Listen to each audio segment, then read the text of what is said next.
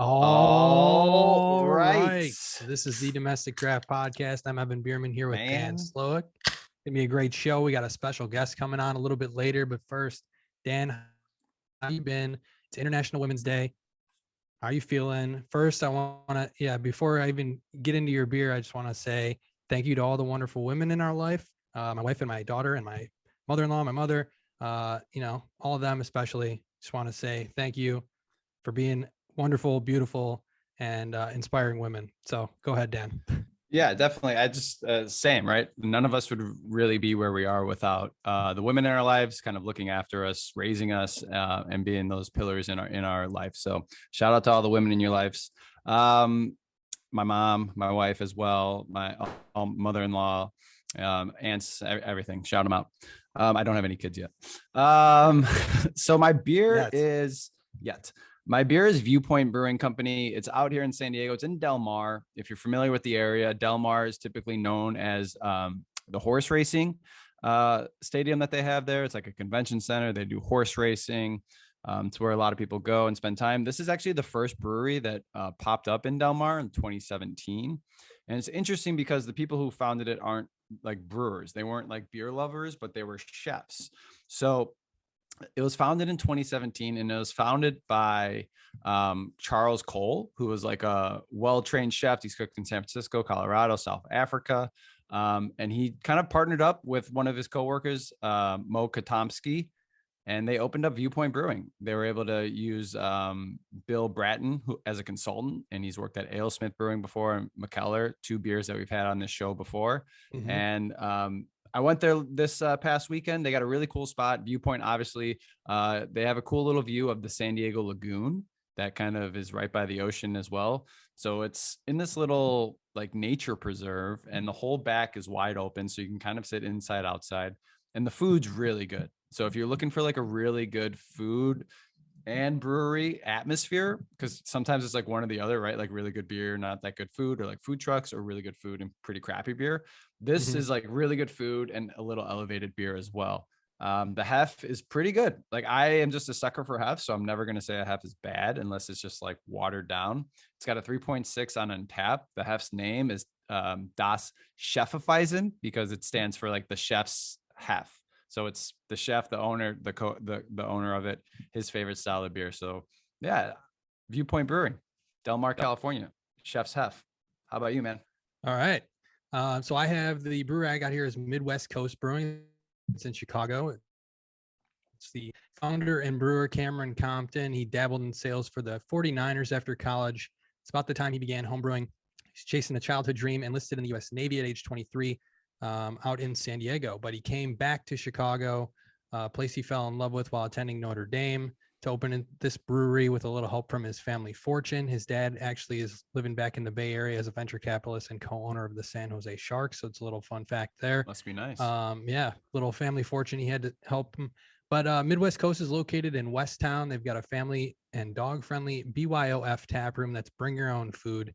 The tap room sits in a 90-year-old former industrial building. It's taken turns as a rust-proofing factory, storage space, sat empty actually from 2010 until Midwest Coast opened in 2019.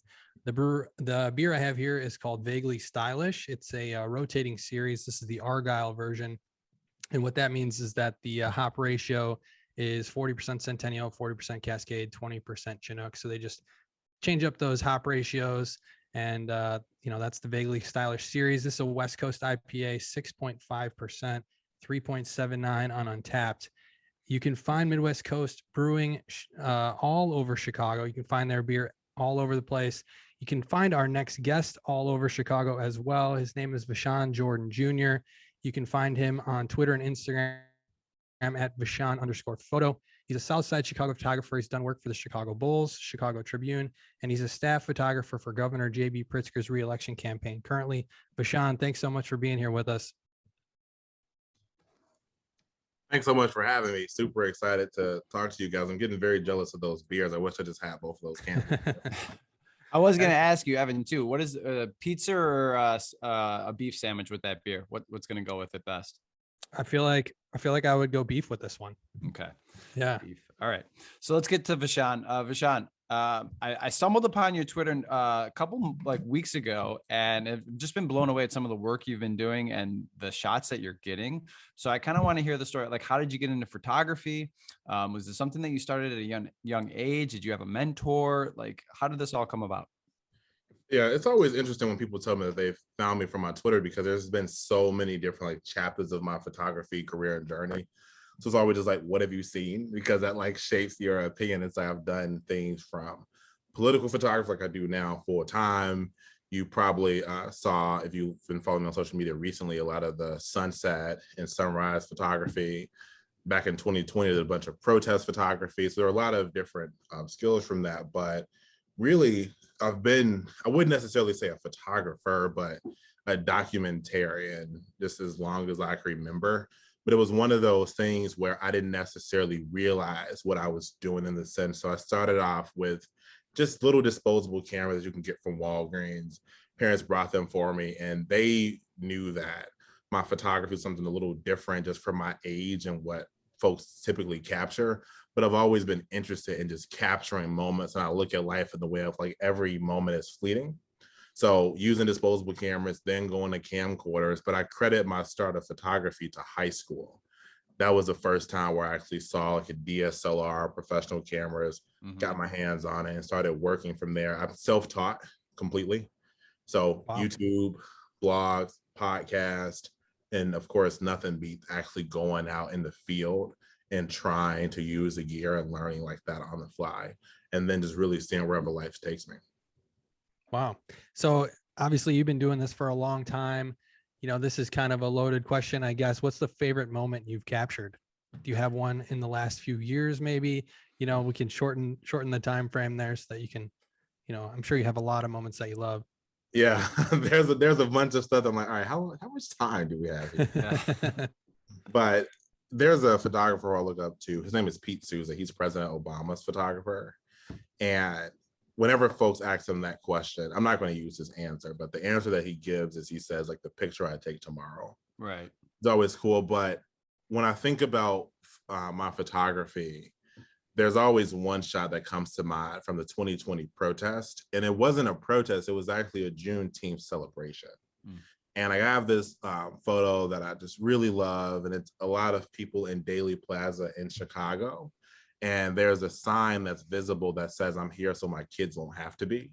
And everyone's like jumping up and down. They were just swag surfing and throwing their fist up. But just to see like that happiness and celebration by Black people in such a turbulent time was something that really stuck with me, and just how it felt in that way. I've never like celebrated Juneteenth before. And another memorable moment was over the summer of 2021, I spent 3 months interning as a staff photographer for the Chicago Tribune. And I did a lot of coverage, wide ranging, but my top coverage was of Lollapalooza. So I actually reported on the fake vaccination cards that were being used at Lollapalooza. And additionally, I have a photo that just went insanely viral. And it was a lot of young people packing onto a train at Lollapalooza, of course, not wearing their face mask. And I also covered a guy who buried a bottle of Tito's vodka. I saw and that. You saw the video? I saw that video. That was yours? Yeah, so I actually uncovered the video. Okay. Which was completely just being in the right place at the right time. Now Lollapalooza, the walk from end to end like a mile. It's just absolutely huge. But the press area is just one press area on the south end of the park.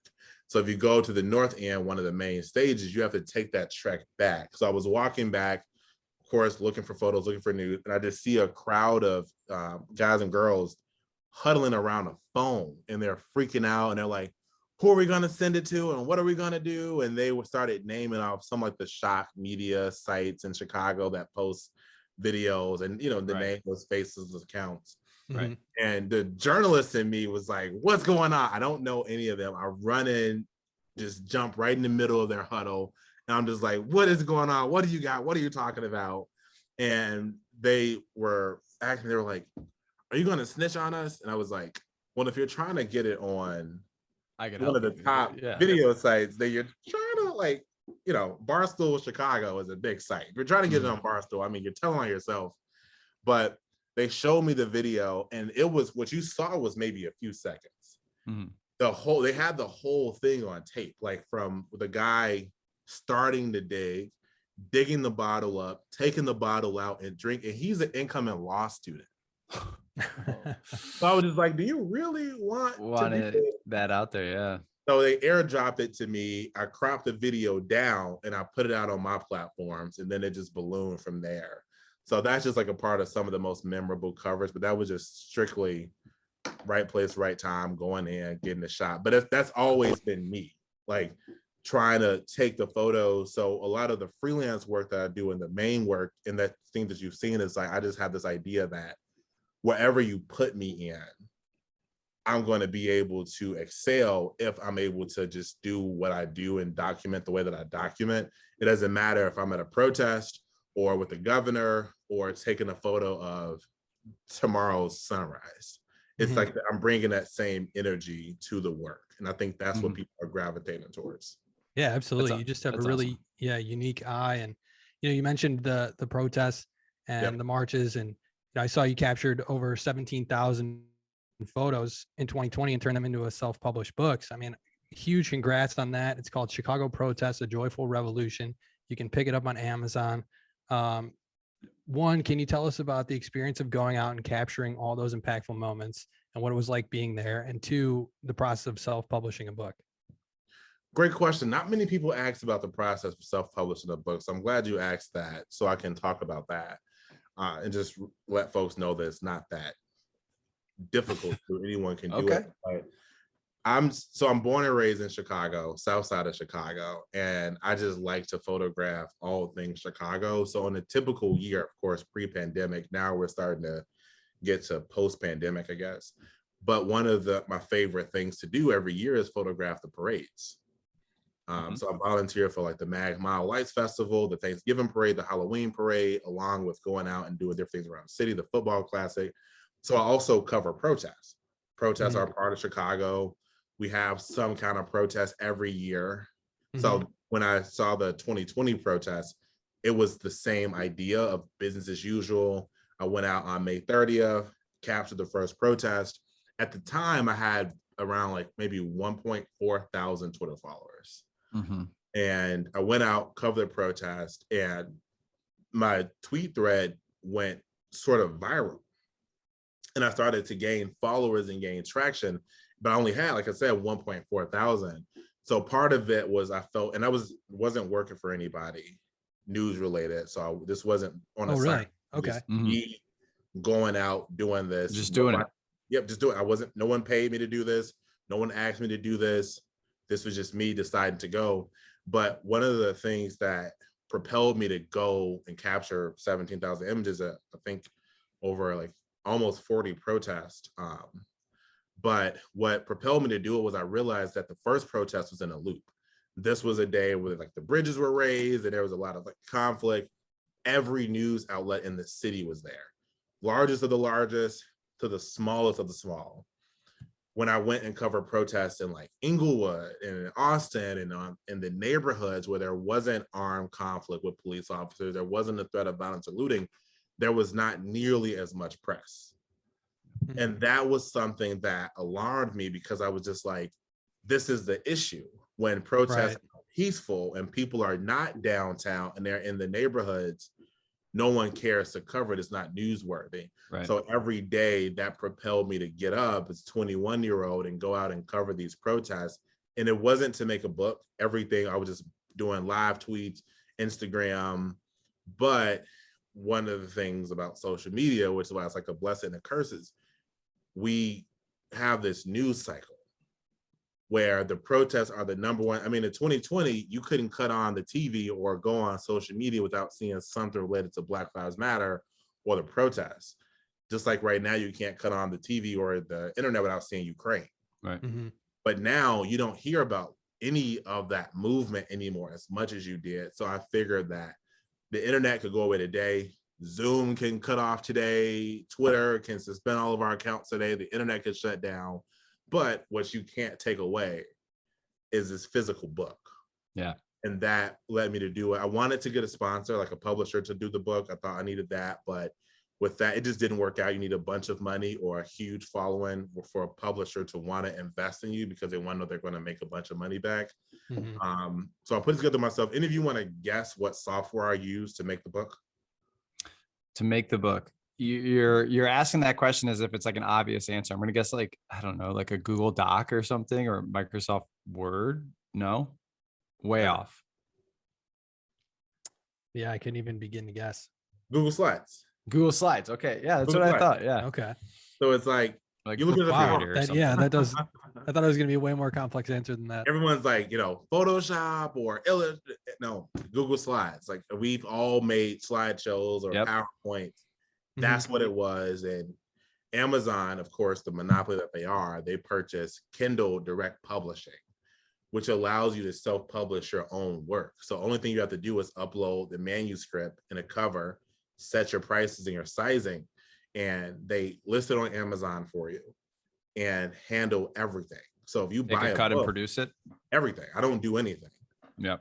If you buy it, you're buying it through Amazon, you're paying through Amazon. They physically print the book made to order. They ship the book to you. They handle customer service, all of that. And I knew that was a way for me to feasibly do it. Of course, I get comments all the time. Is there anywhere else to buy the book, anywhere off Amazon? But monopolies do what monopolies do. Right.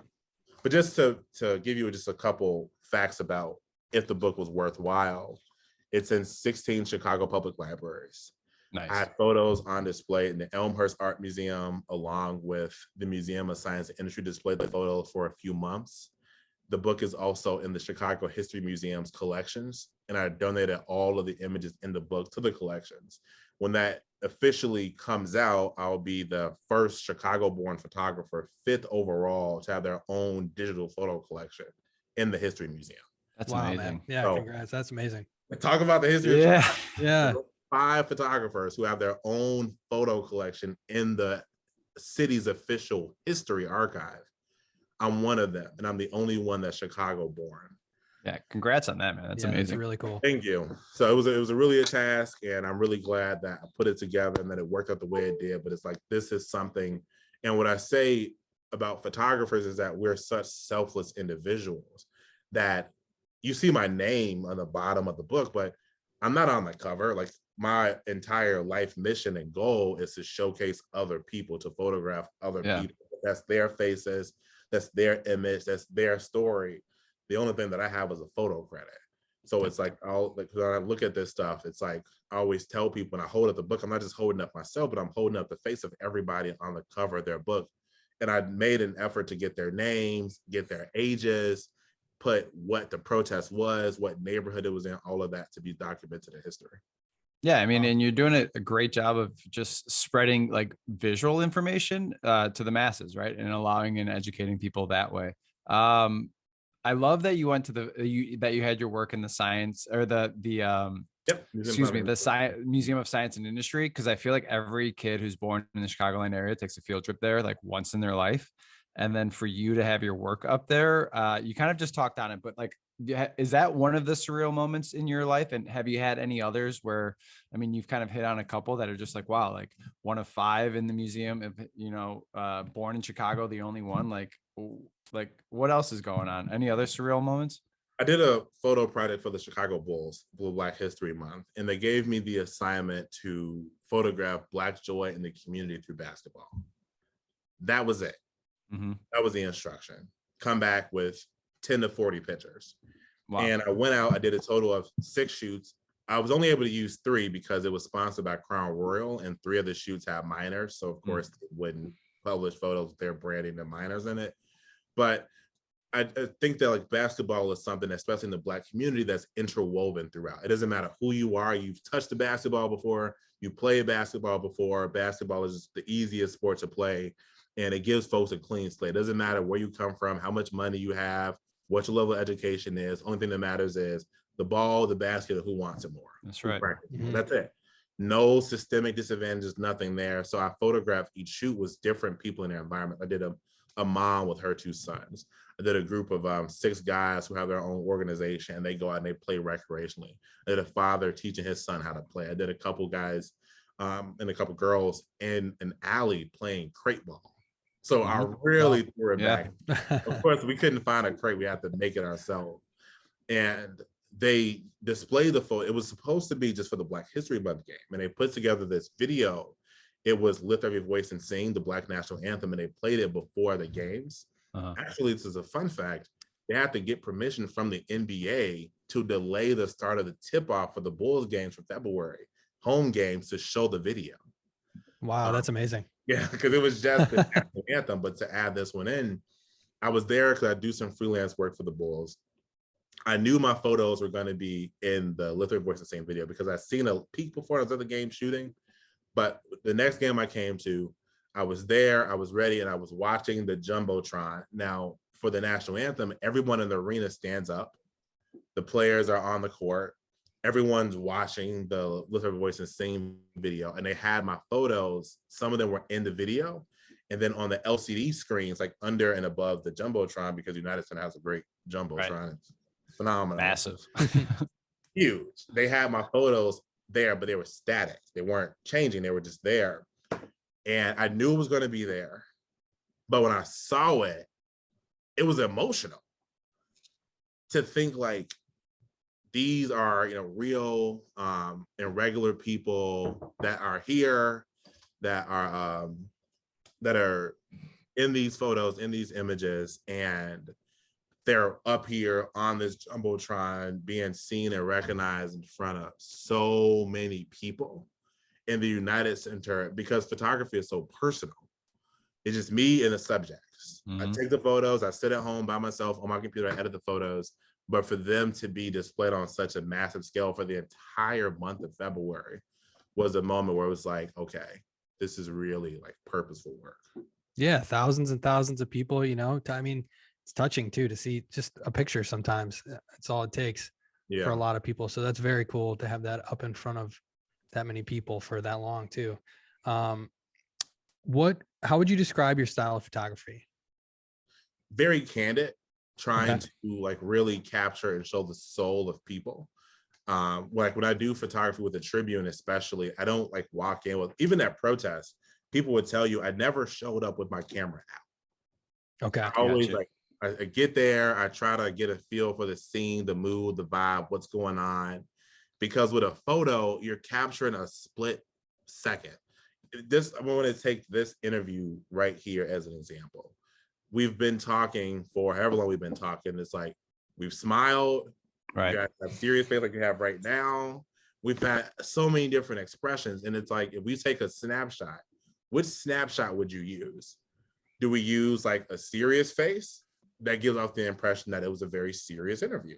Do we use a smiling photo that gives the impression that it was very happy? So I think about that as a photographer, that you're showing a split, literally not even a second, a split second moment.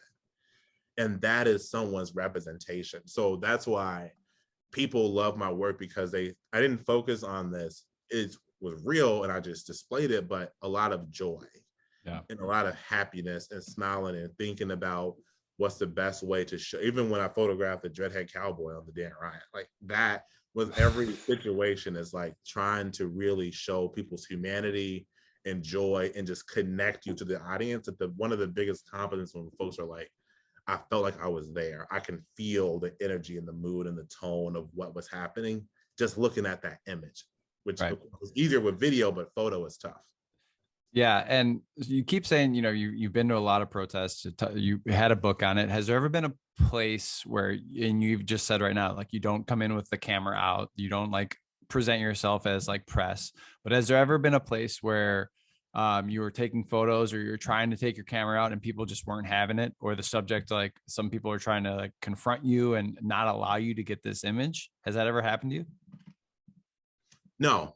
And that was something that was surprising for people. I think with the protest, like, let's just be real here. I'm a Black man photographing mostly Black people at Black Lives Matter protests. Of course, many white photographers did not have the same experiences, and that's something we talked about, which is why I think it's important to cover your own communities, and it's important to cover topics that relate to you most. So with these situations, I've definitely felt a connection to it, and I try to do work that it's something I can photograph. I was just talking to someone earlier about an opportunity I had to get paid to take photos in the Chinatown neighborhood of Chicago for marketing, but I was like, you know what? there are some really great photographers who are from and live in Chinatown. They should photograph this. Right. People from that community should photograph Chinatown, not me. And thinking of things in that situation, like, so I definitely felt comfortable, but it's like being around people. One of the questions I get a lot about safety. When you're around the people, I never felt unsafe. The only moments of like danger was when you have police officers showing up with batons and pepper spray, and which I was pepper spray at a protest with a huge group. They are the ones that if they're showing up to like attack and the people to protect like infrastructure and buildings. But a lot of the situations, I try to really put myself into moments where it's like I'm coming with respect. I didn't just cover Black Lives Matter. I also covered Blue Lives Matter protests, but it was the same thing. Like I walk in and I try to be as objective as possible in the sense of I'm going to give everyone the same amount of space. And that was a lot. People were like, wait, why are you covering Trump rallies and Blue Lives Matter rallies? They have a voice, let them talk, And I thought that what made the book and my work so impactful is that I was like, look, I want to just give you the truth. I'm going to lay it out, and then you can draw your own conclusion. So the book is called Chicago Protest, A Joyful Revolution. But if you disagree, let's have a conversation about it. Like, look at the Black Lives Matter, look at the Blue Lives Matter, and have a conversation. So a lot of it, I just approach it with like, I'm going to treat you like a human being, give you your respect, give you mine. And that was something that allowed us to really get these images and be in these spaces where folks felt comfortable with my presence, but also by using social media, don't get me wrong, folks were following my work. When I came to these protests, they knew who I was, they knew what I was about, and they respected what I was there to do. Because you could help them out, right? You could spread their message or, spread it to the masses. So you're giving them an avenue there as well. Which is different with the Tribune, but with the protest, I was independent. So I didn't have an editor or a boss. I could do what I want. Right. So do you have a favorite place or a neighborhood in the city that you photograph? Or yeah, I'm curious because I've seen a lot of these like city landscapes. So is there anywhere where it's like it never gets talked about enough and you want to bring light to it, like you've done with like some protests and like let's photograph it, let's spread it to the masses, or maybe something like as a reverse where you never spent time in this neighborhood and you go there and you're like, wow, this is something that I've never seen before. Why couldn't I just have you guys when I released the book? You gotta all the right questions. I mean, this is like, I talk about this stuff amongst like my circle a lot, but it's never asked in interviews. It's always like super surface level and just like stuff that you can easily find on the internet. So I'm very grateful for these questions. Chicago is a city of neighborhoods, 77 community, not neighborhoods, community areas. And we have representation from everywhere. It's crazy when there's issues happening in the world and then there's a protest and it's like, where did all these Palestinian people just come from? Ukraine, we have one of the largest population of Ukrainian Americans in the country. And it's just like thinking about how we're so diverse. But a lot of times what happens is the photos you see of the city is taken within this band. South Loop, McCormick Place. No, the furthest south is Chinatown. All the way up to like Lincoln Park in the north side. Mm-hmm. That's the belt. When they come on the south side, you see Promontory Point, University of Chicago. Everything is this very like the picture as city. So when I started doing the sunset and the sunrise photos and the cityscapes, I wanted to showcase more parts of the city. So I have a photo of my high school that I went to, Brooks High School in Roseland. I took a really nice photo of that. And I spend time on the west side and I photograph like East Garfield Park. And the best comments are when people are like, oh, I grew up over there, or I lived over there, or I went to that high school, or I've never, because we are on the ground, we don't know what it looks like higher up. So when people see that, and I'm like, I've never seen it this beautiful before. I've never seen this image. In my high school, they're actually using a photo I took of the school for their like promotional materials and marketing photos, and it like blew up on social media. But I always try to show something different with everything that I do. I'm like, how can I, like, if I want to do this, I need to do something different. And of course, when I take a photo of Millennium Park, every time it's a hit. Every time. Every day I can go and I can stay in the loop every day. Yeah. But I challenge myself to find a view that I've never seen before. I don't know if it's going to be a good shot or not, but I'm going to give it an attempt. And those are the moments that are most fulfilling. So this isn't an official goal because I do have a full-time job, so it's hard to make it an official goal, but I would love to get a photo from every community area in the city. Yeah, that would There's be your really next cool. book. It sounds like your next book. Hey, Yeah. look, look, you heard it here first. I can't say what year, but Yeah, definitely. Amazon will help you out. We'll get, we'll get it going. They'll still be here. I've seen, like, I was looking at your Twitter. I see a lot of people follow you, and people that I follow, it always like matches up. Like, oh, these people also follow Vashon, and it was like Kenny Mayne, Jay Adonde, Jason Goff, and these are some like very, very popular, famous people in like the sports media world. And I'm wondering, has your work allowed you to have any interaction with like local celebrities or celebrities in general as well? Have you had, and I know you work with right now with the re-election with JB Pritzker, have you had any like brush up with celebrities that reach out to you or like your work or comment? I mean, not much in the sense of like notable. I did some work with Chance Rapper Organization, Social Works. I did like some photos for them, but I think part of it is I don't really notice at times, because when I put a photo out and you get a bunch of, I'm also like verified on Twitter. So what happens is I have a separate, when you're verified, you have a separate tab of notifications just from verified users.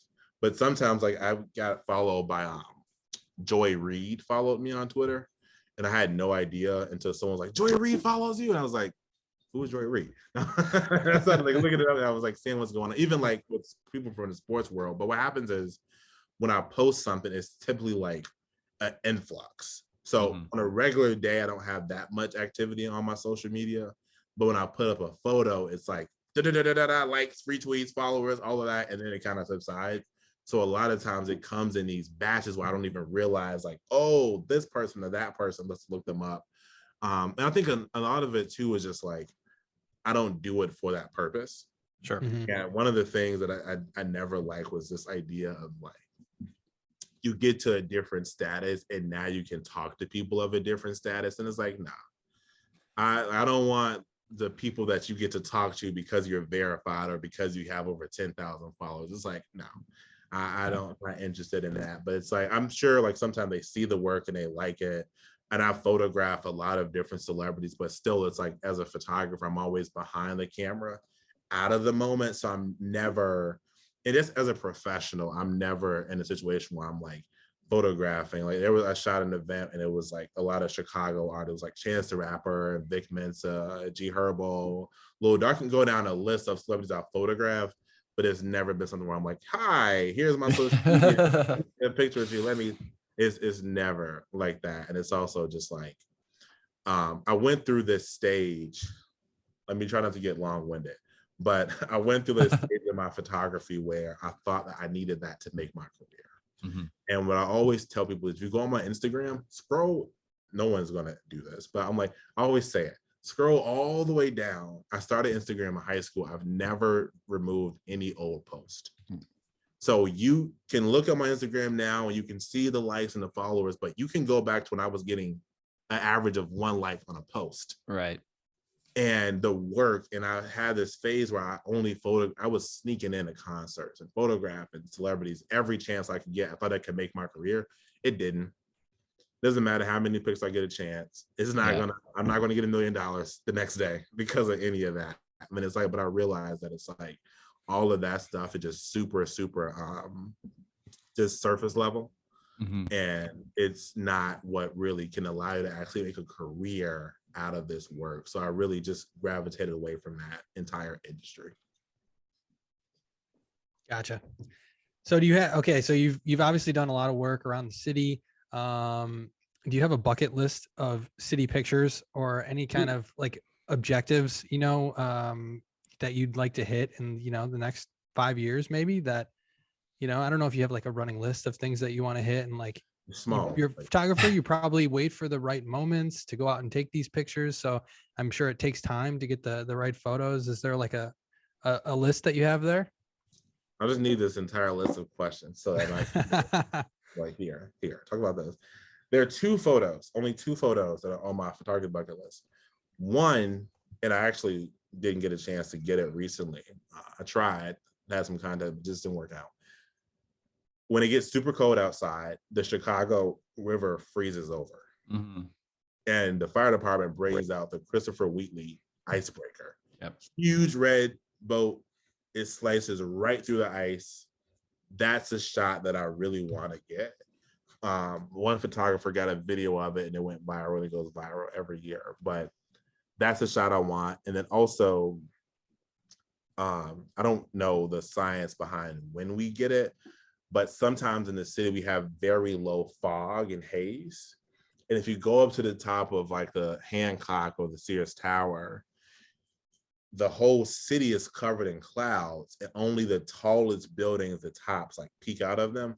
Yeah. That's another shot that I really want. Those are the only two photos that I'm just like, I really want these shots. Those are tough. Sounds tough to get those two. Yeah. Yeah, it takes a lot because you don't know when the boat comes out. I like call the fire station, and the day I called, they weren't going out. They actually ended up doing it the next 2 days, but with the fire department, it's like 1 day on, 2 days off. So it's different teams. There's so many different people.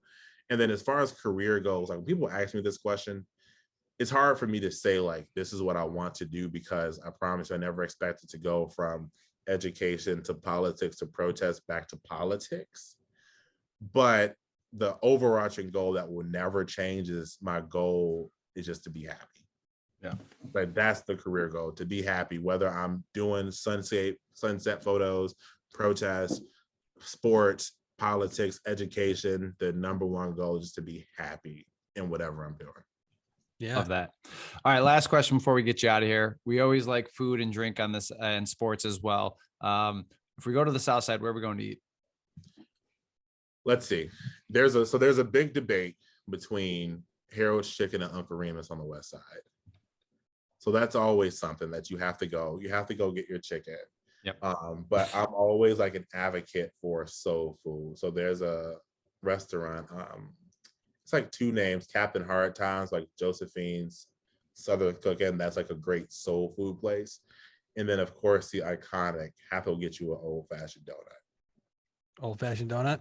Have to get, they have like these huge, like the size of your head donuts that they make. And the owner, Mr. B, has been working there. He started at over about 50 years. Wow. It's got to be good. It's got to be good, right?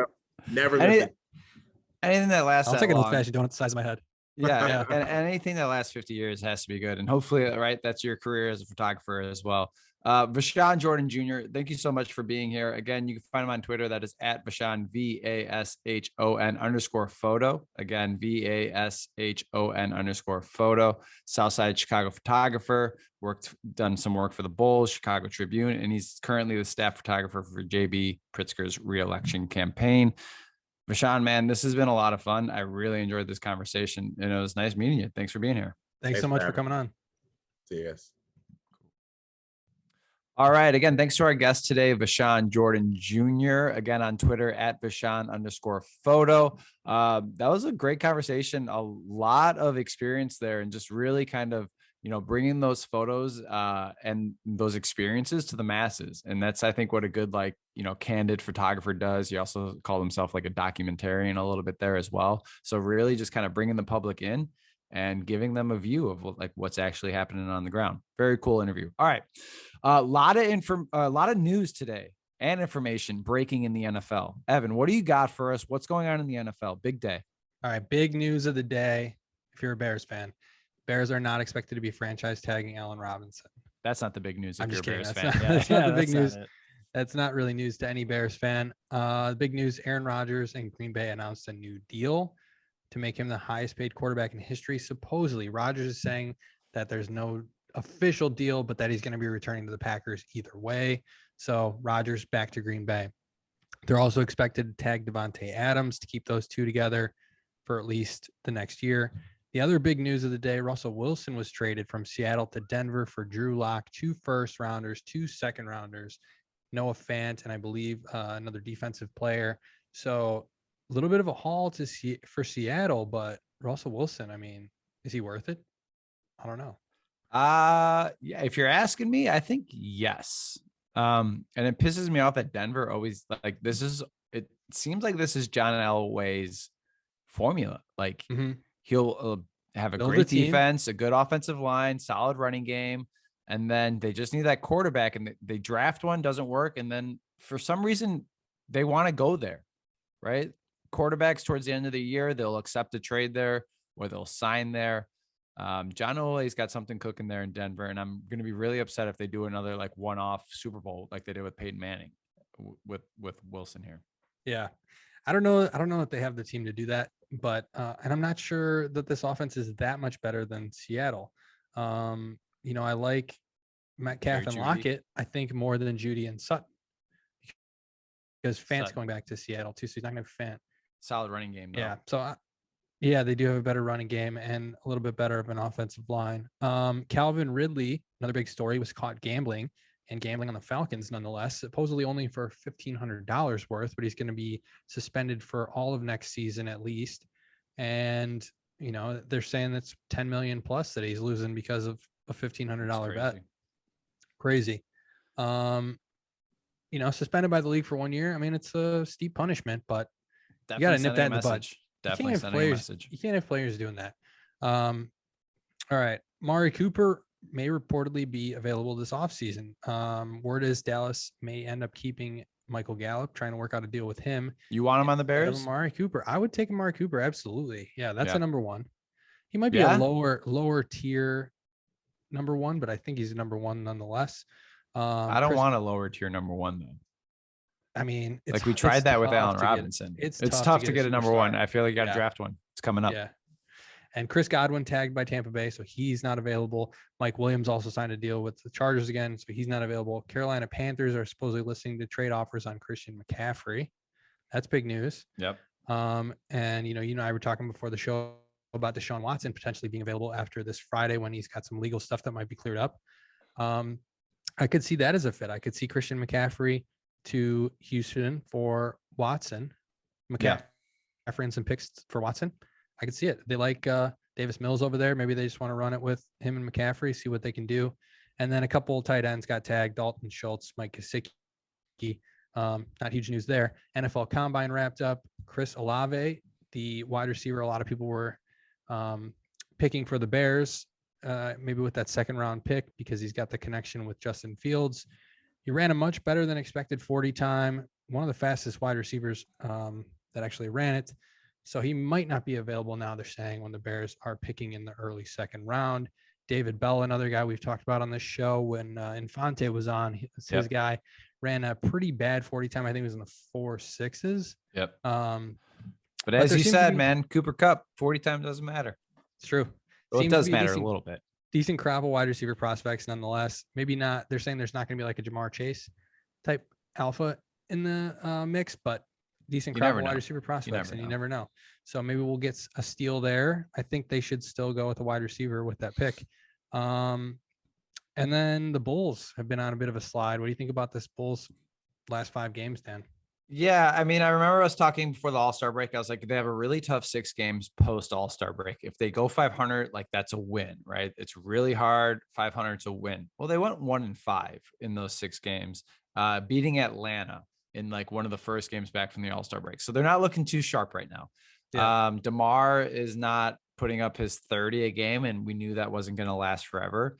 But really, this team is really kind of just quenching and thirsting for players to get healthy. I mean, Caruso came back today, listed that he is now taking contact full on, no restriction. So it's only a matter of time before Caruso's back. We'll be getting, hopefully, Patrick Williams is going to be coming back soon as well. And I'm looking for that to be a huge bump in this roster as well. He's your starting forward that has been out for the whole entire year. And just to have another body makes the bench that much stronger as well. And it really just makes the team as a whole, once you get Caruso, Ball, and Williams back, 3 potential players that are going to be playing big time minutes, it eases the load on the bench, right? It eases the load on the stars like Zach and DeMar to do everything. And we become a much more well-rounded team. But I do think that this team is flawed. And And we'll see where it goes. I'm curious to see how much of an impact Tristan Thompson's going to have moving forward. And that's a player you probably really enjoy watching as well, because he gets a ton of rebounds. He plays a little dirty, a little chippy on the boards and inside the paint as well. I still see this team winning in the first round. And then after that, it's kind of a crapshoot, depending on who's healthy and how we're playing. But that's it for the Bulls. Got a game tomorrow, I believe. Yeah, we do have a game tomorrow. I'm not familiar who we're playing. It might be Detroit or something like that. So, all right. So that was the Bulls. MLB, there's no agreement yet, but there were some interesting notes the other day. Players tentatively agreed to a few changes for 2023. They agreed to ban shifts, which you were talking about in a show a couple of weeks back. They agreed to a pitch clock and bases to be larger starting in 2023. They rejected robo-umps. But this is tentative agreements, probably going to be part of the next CBA if and when that gets done. Hopefully soon. What about the Cubs? Any news on the Cubs? Cody Hewer undergoing Tommy John surgery. He was acquired in the Kimbrel trade to the White Sox. He was probably going to be our closer. He'll be out at least this entire season. So, Dan, do you have a would you rather for us? I do. Real quick, Evan. Would you rather only be able to watch TV for the rest of your life or listen to music? Not like only do that, but like no more TV or no more music. I think I watch too much TV to go music. I think I'm going TV. What about you? Going TV. Definitely going music because I could watch movies. Oh, easy money for me. Oh, okay. Easy a little money. bit of a loophole there. Didn't think about that. What about you? You got a fast fact for me? I do have a fast fact. What is the world's most expensive beer? Do you have a price tag? What do you think the most expensive beer costs? Oh, it's probably like one of the first beers ever brewed, and it's in like a dungeon somewhere. It's probably like, I don't know, $40,000. Close. $503,300. It's called Allsop's Arctic Ale. It was brewed in 1875 for an Antarctic expedition. So it's a collector's item. It's not for consumption anymore due to its long steeping period. There was over 50 bidders on eBay that bid on this thing. $503,300, most expensive beer. If you had the money and you bought it, would you drink it? If I had that kind of money, Dan, I'm not spending it on a beer. Last thing before we go, happy birthday to our graphics guy, Matt Stahula. Thanks again to our guest, Vashon Jordan, for joining us today. For Dan Slowick, I'm Evan Bierman. You've been listening to the Domestic Draft Podcast. If you're listening on Spotify, don't forget to rate the show. You can find us on Twitter at Domestic Draft, on Instagram at Domestic Draft Podcast, our website, domesticdraft.com. And you can watch the show on YouTube. Just search up Domestic Draft and drop us a sub. Thanks again for listening. Cheers.